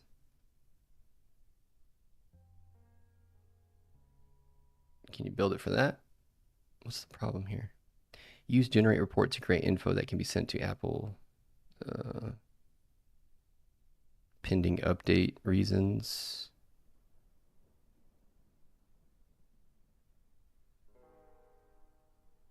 No buildable entries error. Active scheme does not build this file. Select a scheme that builds a target which contains the current file, or add this file to a target that is built by the current scheme.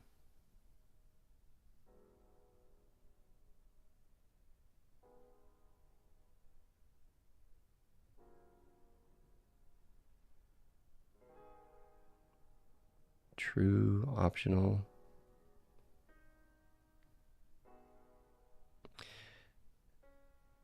Let's see how good Gemini is with its 1 million context window.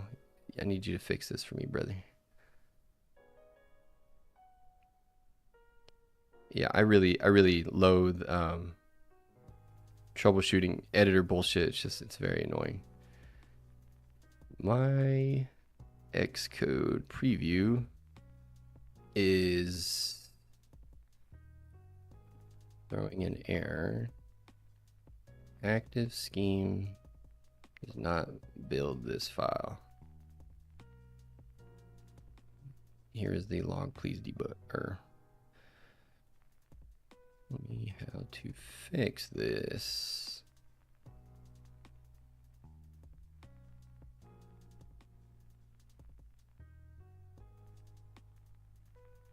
In the project nav, select the content view. Okay, let me split this here.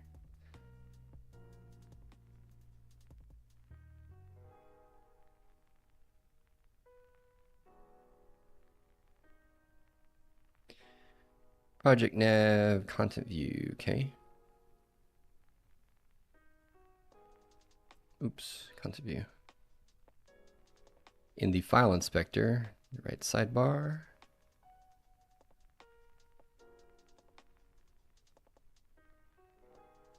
Look under the target membership section. Make sure the checkbox next to your project target hit fit is selected. Target membership. Okay. It is selected. Why is this Joker fucking weed whacking up on the second floor? There's no there's just walking up and down the oh man. Just fucking revving. There's no fucking grass up here, dude. Fucking ooh. Ah, okay. I digress.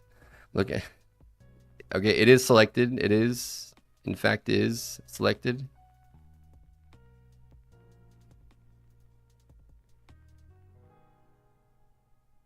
So what else you got? Verify scheme setting. Go to product scheme, edit scheme. Okay, wait. So command unable to log in with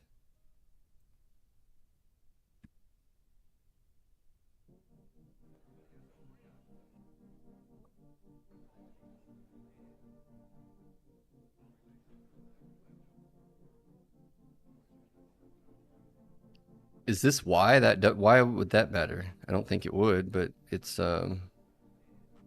yeah, that can't be why. But where is the product product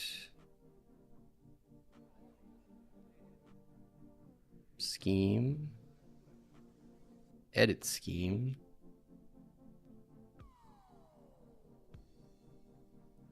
No, I'm trying not to sneeze. I don't want to sneeze.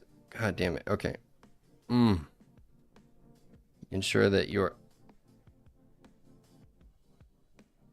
project's target hit fit is listed under the run section.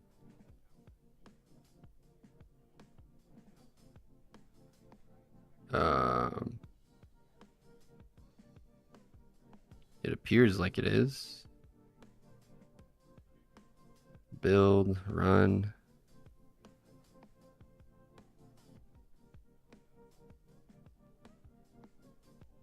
Okay. In the build. Hit fit is Analyze, test, run, profile, archive. Okay. If you have multiple build config, okay, we don't. Clean and rebuild, go to product, clean build folder.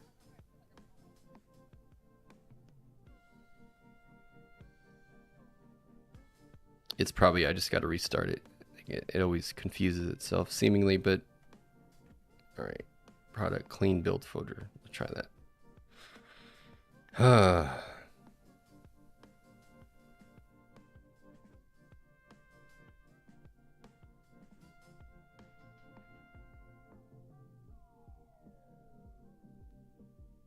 Oh, something's happening.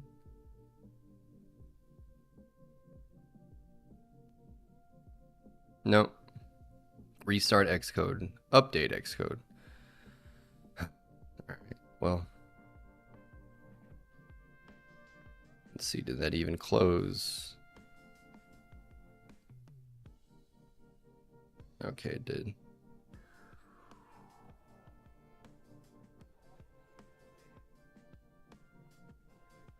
Updates.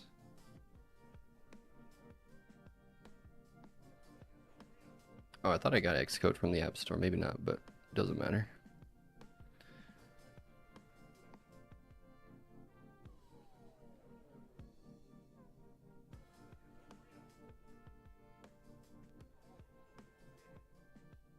That seemed to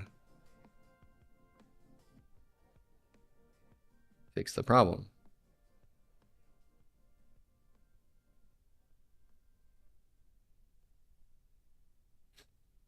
Ah, okay. Well, good. Great. Okay, so we can stop fucking around then. So, okay, delete padding. We got there. All right. In the canvas, refresh the preview if necessary. Click the selectable button. Okay, little square arrow, dilemma bob. And hello world. Oh, and it selects it here. Okay, cool. Double click and the contents of view. Yeah, so it's a two-way street. I click here, it shows up here, or if I click it over here in the view, it highlights it in the source code. A single click selects the text view. Double click selects the contents of the view. Wait. A single click selects the text view. Double click selects the content of the view. Okay. Text view, double click, content. Oh, that's cool. Okay, I like that. So single click grabs the whole thing, double click straight to the text that's rendered. Okay. Now type welcome.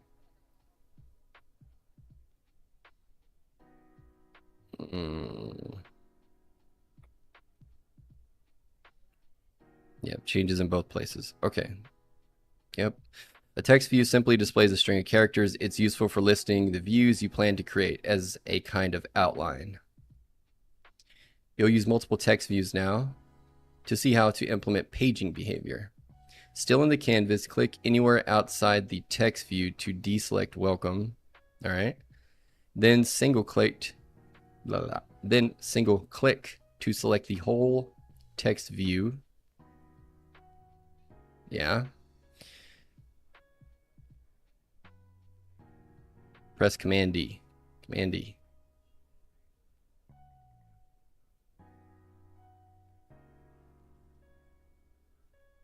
That nothing happened. Command D.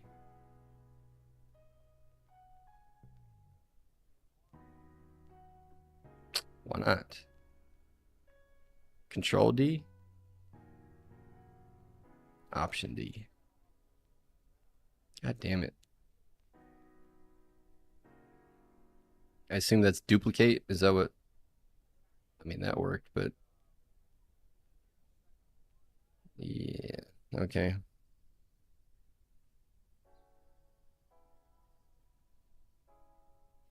As you probably expected, you've duplicated the text within the text view in the canvas, but look at the code. Your two text views are now embedded in a VStack. When you have more than one view, you must specify how to arrange them on the canvas. Xcode knows this, so it provided the default arrangement, which displays the two text views in a vertical stack. No, it did not know that. No, it did not. It did not know that. Let me try that. Okay, let me try it again. I deselect it.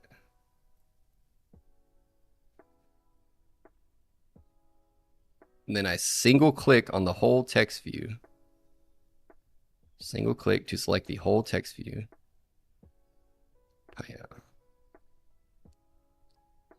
Command D. I don't know, bro. Didn't work.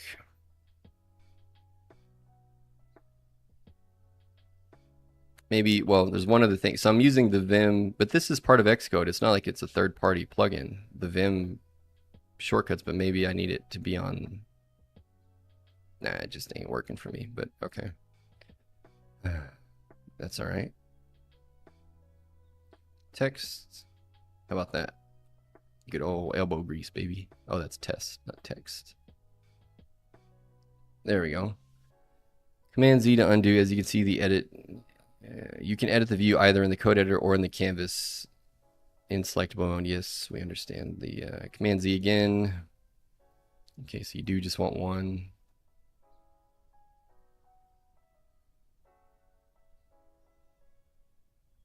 In the code editor, click anywhere on the text welcome line. You don't need to select the line of code, then press Command D.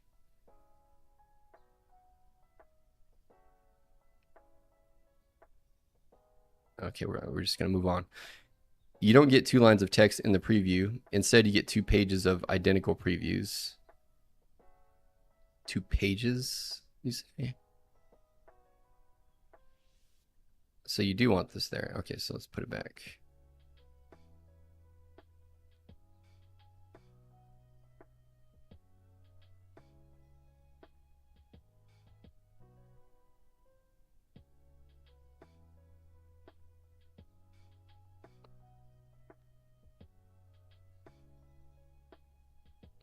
I see. So 2 pages up here instead of stacked. But I thought they just showed us, maybe not. Yeah, they did. Welcome, welcome. Your 2 text views are now embedded in a VStack.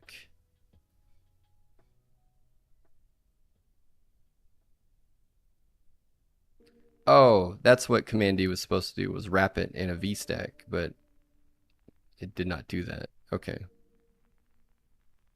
Oh, okay, I got you. Okay, so I guess let's do that manually too. VStack. Throw that down here. And then now we should get, yeah, so they're illustrating the difference. So with the VStack, we get the list in a single page. But without it, if we were to wrap it in a view, then the default behavior is that it's going to create pages. Okay.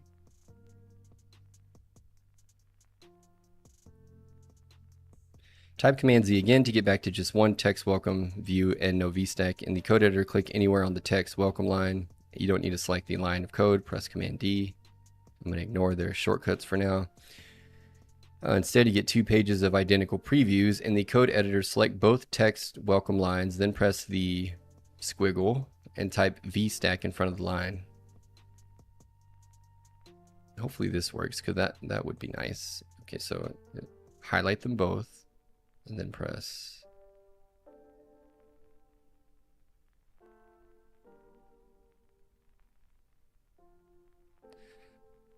That's cool. I like that. All right, so that worked, and that's handy. Okay. And now you're back to one preview page with 2 lines of text. Xcode tip: delimiter auto-completion works for curly and square braces, parentheses, and quotation marks. Select the text you want to enclose, then type the start delimiter character. Okay. So I could do just anything that way. Quotes. Cool. All right. Still in the code editor, change the second welcome to exercise 1. Oops, JJ. Change the what? In the code editor, change the second welcome to exercise 1. All right.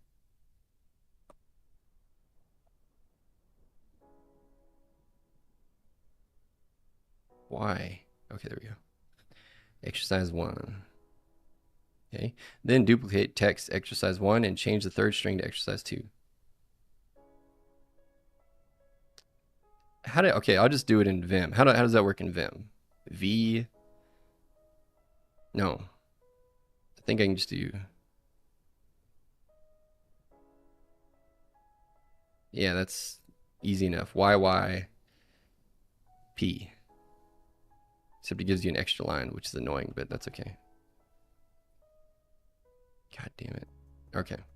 And then exercise 2. You now have 3 distinct views to use in a tab view.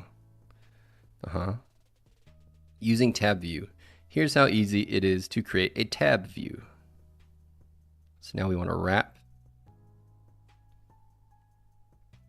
each of those, but now it's, oh wait, we don't want a VStack anymore, so.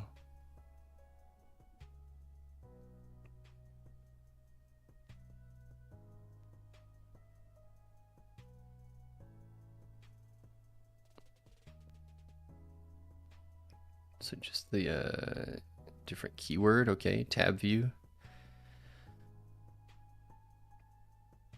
Okay, where did your exercises go?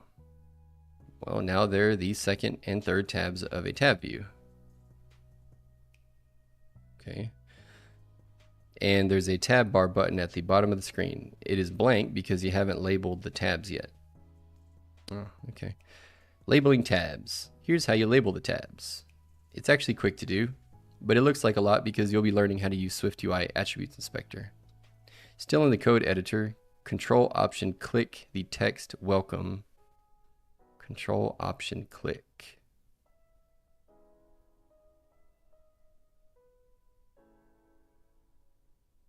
Control.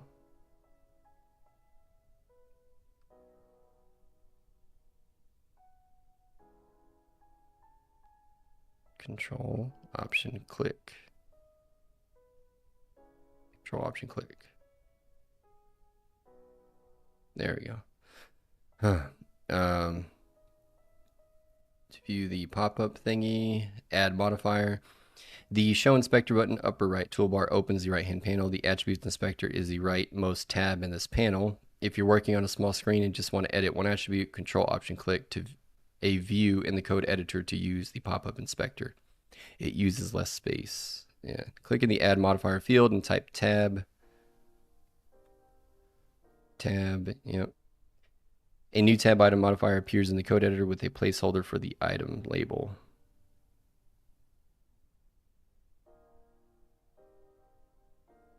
Okay. Dot tab item. Item label, yeah. A blue label appears. Oh, there it is down there. Cool. Select the item label placeholder and type text welcome.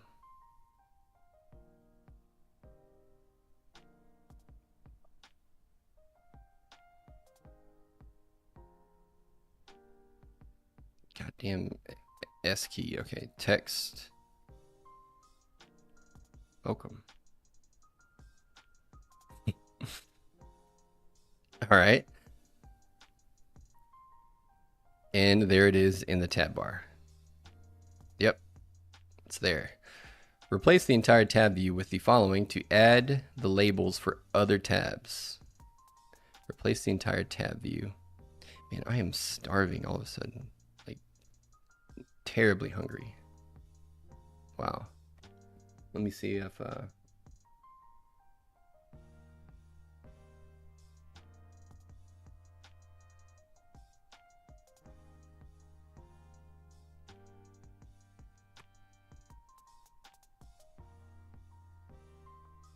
Hold on one sec.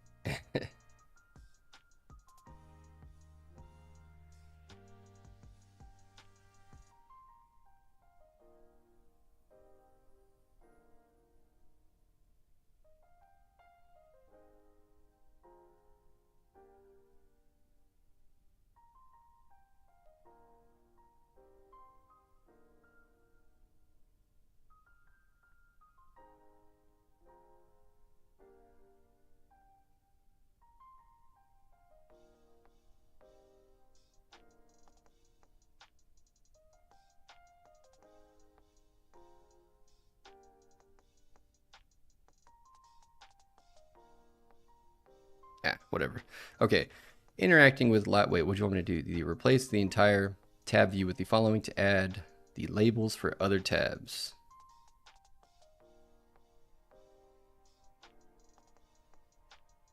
Oh, for the, okay, yeah, okay. So what is it? It's following the view. And then it's just the dot. Oh, right. Okay, yeah, we saw this a bit, but yeah, that's cool. So the indentation isn't required, we learned, but certainly looks nicer on the page. So exercise,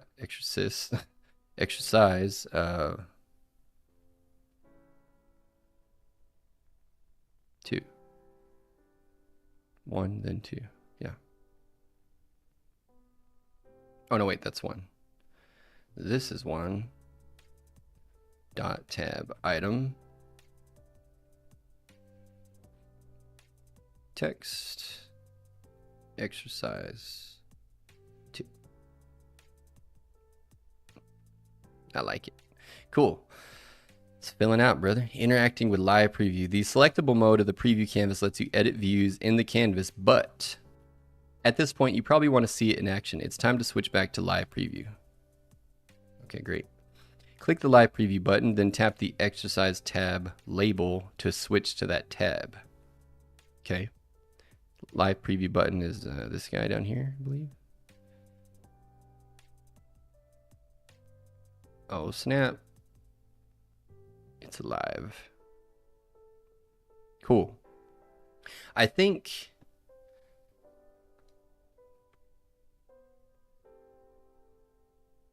this is probably, I would want mine at the top, I would imagine. Maybe. Not sure. But I do like the tab view. I think it's the cleanest approach versus some of the other methods, but we'll see. But I like this. Okay, so live preview. Okay, so yeah, it's working. This is the way tab views normally operate. To make the tabs behave like pages, add this modifier to the tab view. Dot tab view style, page tab view style. Okay, so the tab view, if I hit the % sign, I can, wait. Yeah, now % sign. And this is a modifier on the entire tab view, so we add it here. Tab view style page tab view style with no arguments. Okay.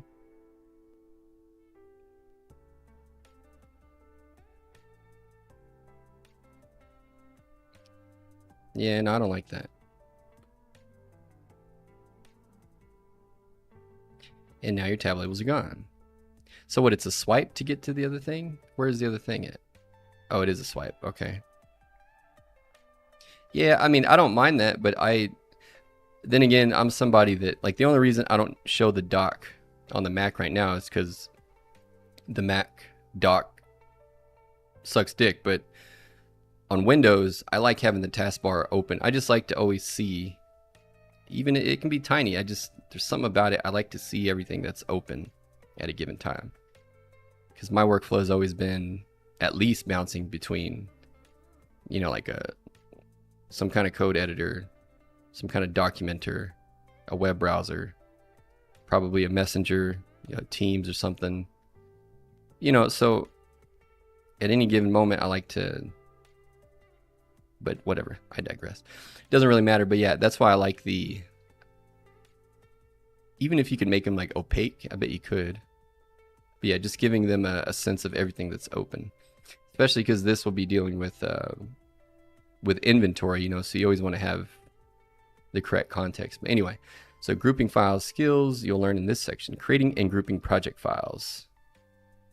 You're about to create welcome. Wait. Did I read this here? No, I did not. I skipped this whole thing. Okay, my bad. Yeah. The page style uses small index dots, but they're white on white, so you can't see them. Oh. To make them show up, add this modifier below the tab view style. Below the tab view style. Okay. Yeah, I really like these modifiers. They're really cool. Index view style. Index view style.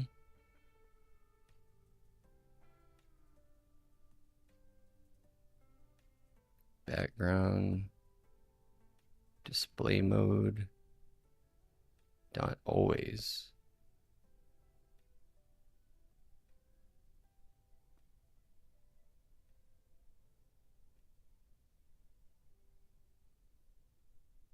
Add this modifier below tab view style. That's what it did. Oh, it probably needs to go. Okay. Go back here.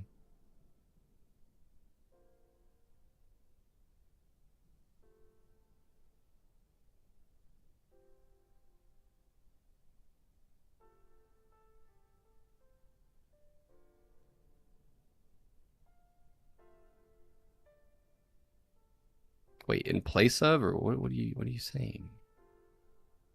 This would be for the whole view, so it can't be there.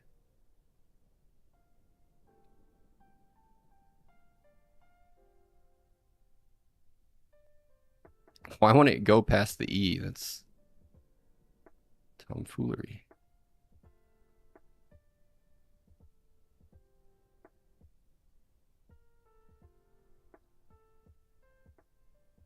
No. Okay, tab view styles. Just go back to that. Index view style. Index view style, page index view style.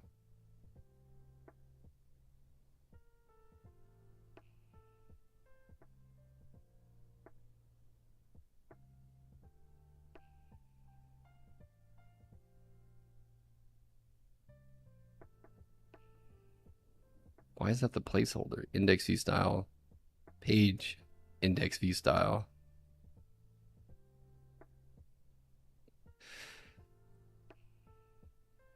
Background display mode.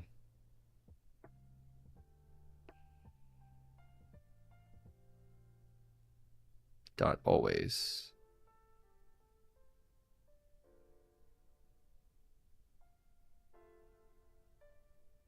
Okay, what did that do? Now you can see the index dots.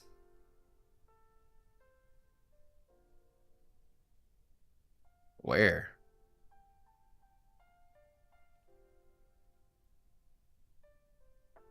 I don't see anything. Oh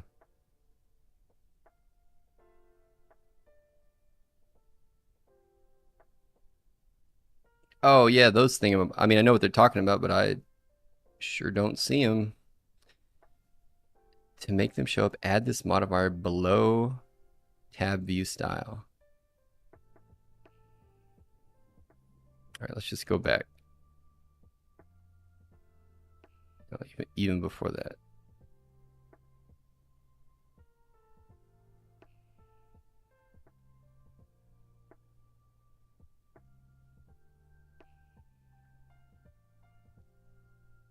It was page view style. Okay, yeah, that's okay. Now we're back to pages. All right, and then and now your tab labels are gone. Okay, yeah. The page style uses a small index dot white on white to make them show up. Add this modifier below tab view style. Okay, below tab view style.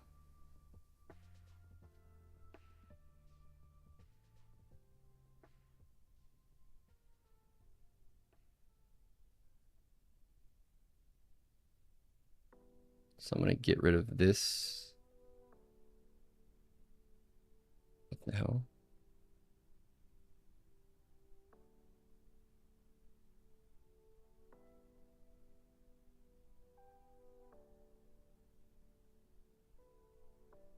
Generic parameter S could not be inferred. Value type S has no member. What? Tab view style. Oh, this needs to be...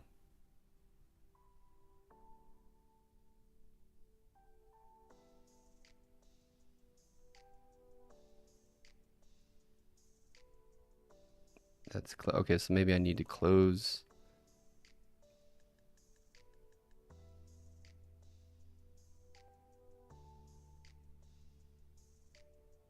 And then what was in here?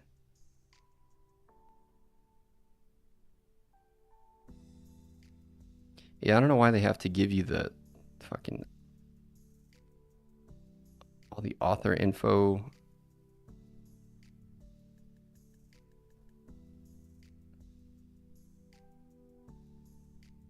There we go. Jesus. Okay, so what?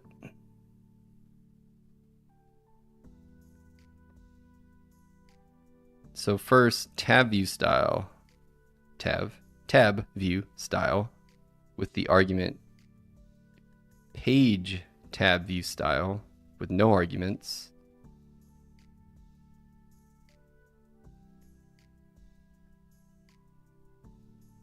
And then attach another modifier to that, index view style with the argument page index view style.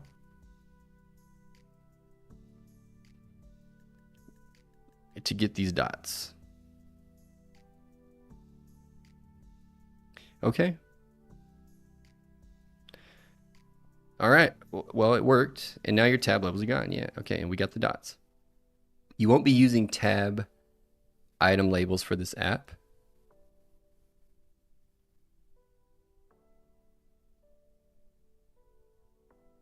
So delete them.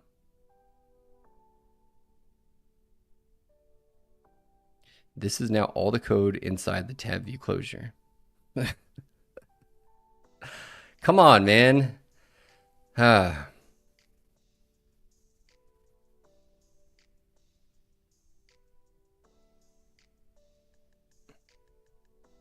Okay, so we're not using tab.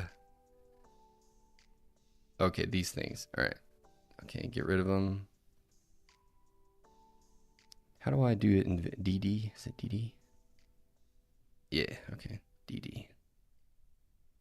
All right, so now we got welcome, exercise 1, exercise 2 with the tab view style indexed using the little dot thingamabobs. So we get something akin to paging, but it shows you. And matter of fact, I mean, I do appreciate that. I'm just being a bitch ass, but I'm just hangry, I guess. But no, I mean, it's good. It's good that they're showing us that. I'm very not used to such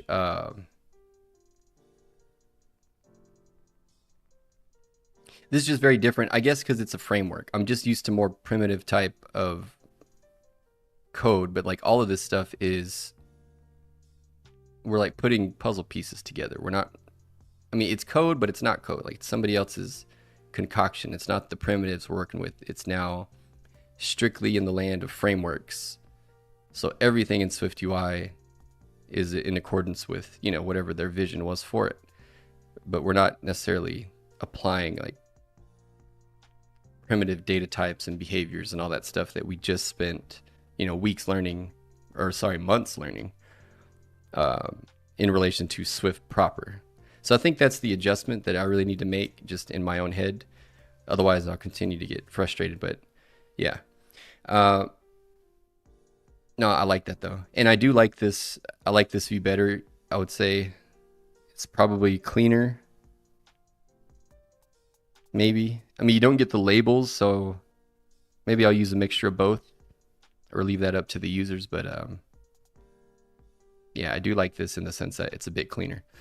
Oh man, what a trek. But yeah, so I do like this. I do like this book. We're going to continue with it. I just need to quit being a bitch ass about it. And now that I got the Xcode thing sorted, it's always a restart. I should have just started with that, you know, just restart the damn thing. Xcode is a little wonky in that way, but all in all, I'm feeling good about it. But we are going to wrap it there for today, folks. I need to go eat. I am freaking hangry. We'll be back tomorrow, same time per usual. Thanks for checking in. Please drop a follow on whatever platform you're checking this out on.